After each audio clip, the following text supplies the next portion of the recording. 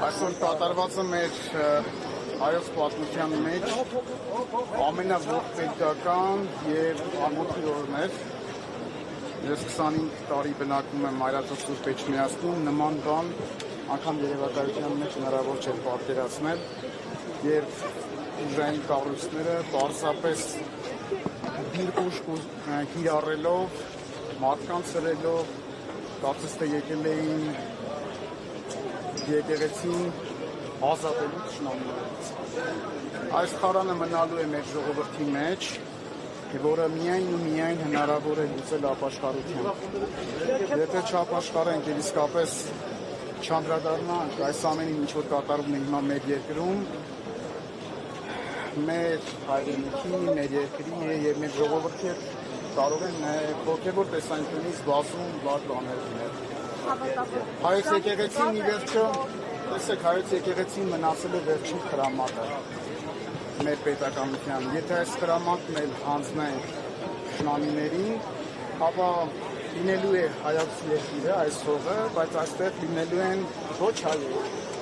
և մենք լսելու ենք թուրքական ազանի ձայնը։ Եթե այդ է նպատակը և մեր ժողովուրդը համակարծիք է և չի ուզում պարզապես իր արդար ձայնը բարձրացնել,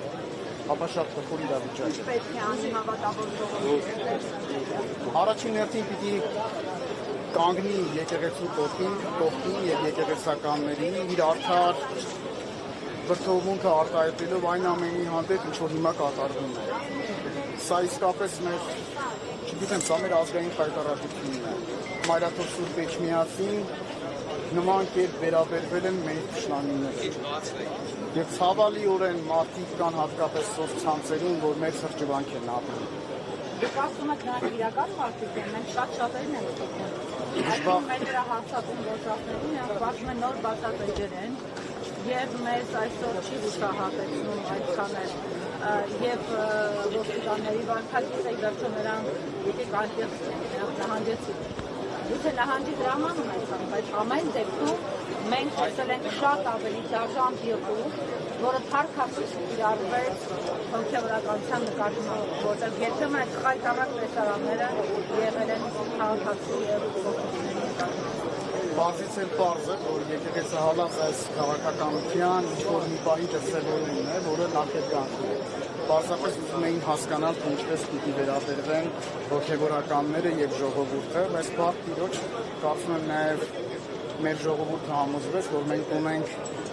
ամուր, նախանձախնդիր, արժեքներին հավատարիմ և ինքնության պահապան հոգևորականներ, որոնք կանգնեցին և թույլ չտվեցին, որ Մայրաթոր Սուրբ Էջմիածնից որևէ հոգևորականի ձերբակալեն կամ տանեն։ Իսկ ինչ վերաբերում է գեղձ պրոֆիլներին, այո, դրանք շատ են, բայց նաև դժբախտաբար կան իրական մարդիկ, որոնց մտածողությունը անհասկանալի է։ Այսօր ես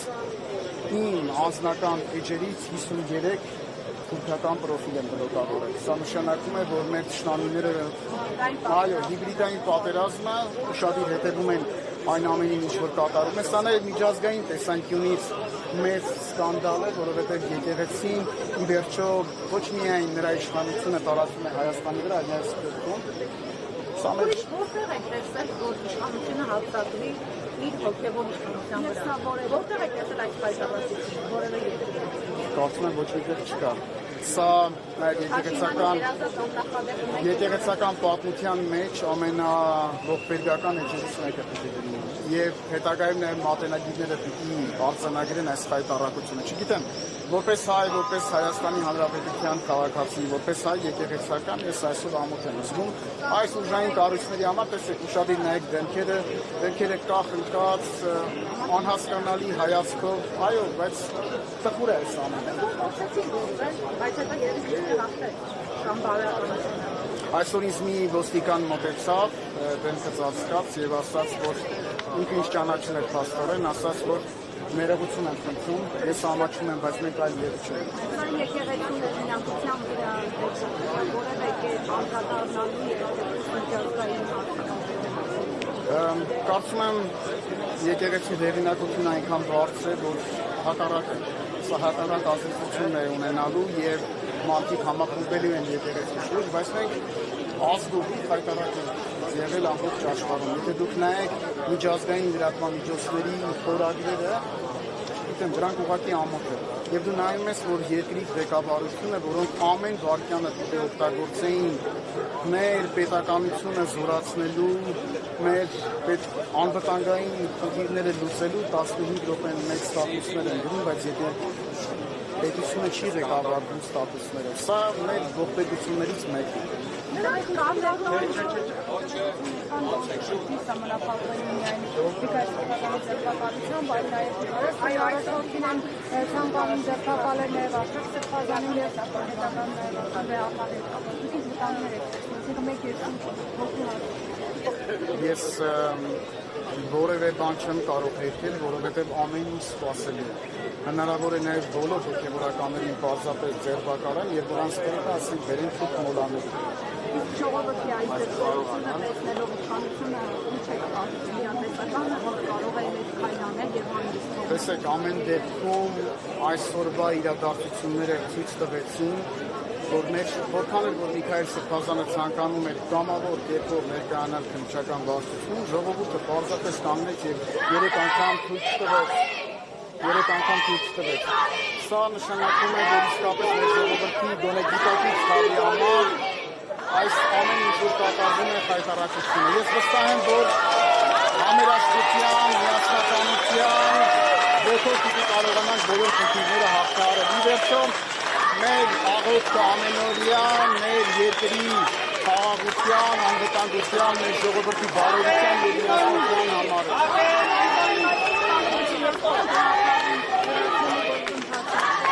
Ուրեմն վեհապարին հեռացնելու ընդամենը մեկ տարբերակ կա։ Վեհապարին ընտրում է ազգային եկեղեցական ժողովը, որը նաև իրավասու է նրան հեռացնել։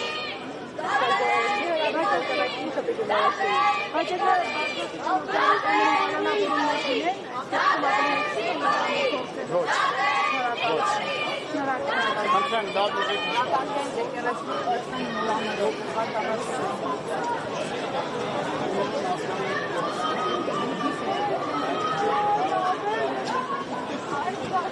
Սրուցում էին Միքայել Զաքարյանի հետ, նա նշեց, որ այն ամենը, ինչ այսօր իշխանությունը